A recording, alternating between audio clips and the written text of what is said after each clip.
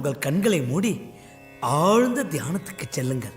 அப்படியே மெய்மறந்து கடவுளின் ஓசையை கேளுங்கள்.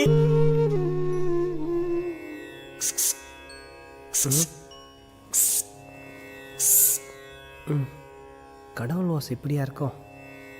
சுவாமி, எனக்கு இஸ்கி இஸ்கி என்று கேட்கிறது சுவாமி. இஸ்கி இஸ்கி என்றா கேட்கிறது? எல்லோருக்கும் இஸ்கி இஸ்கி என்றா கேட்கிறது? எனக்கும் இஸ்கி இஸ்கி என்றுதான் கேட்கிறது. எங்கே மறுபடியும் ஒரு முறை முயற்சி செய்து பார்ப்போம். மறுபடியும் இஸ்கி இஸ்கின்னு தான் வருது. ஹாய். டேய் போடா.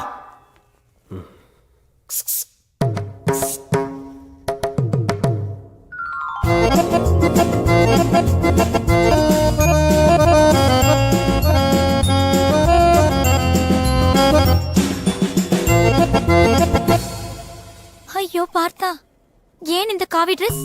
காதல்ல தோத்தவன் காவி ட்ரெஸ் போடாம நேவி ட்ரெஸ்ஸா போடுவான் ஜாங்கிரி.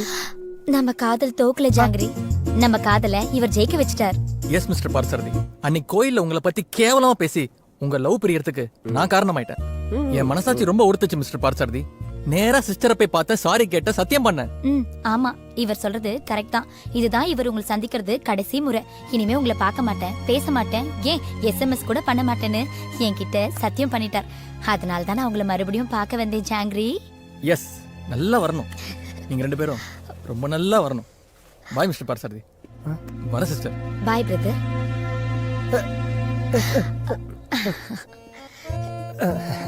எங்க வீட்ல நாளைக்கு என்ன பொண்ணு பார்க்க வராங்க.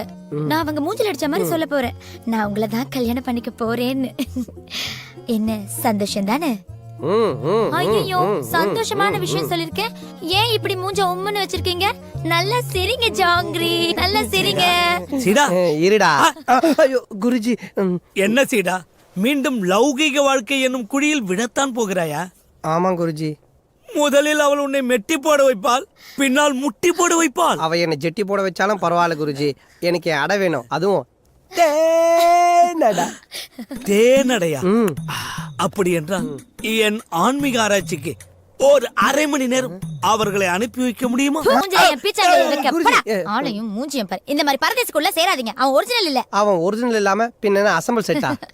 இப்படி கலாய்க்கிறது தான் உங்ககிட்ட எனக்கு பிடிச்சதே ஜாங்கிரி.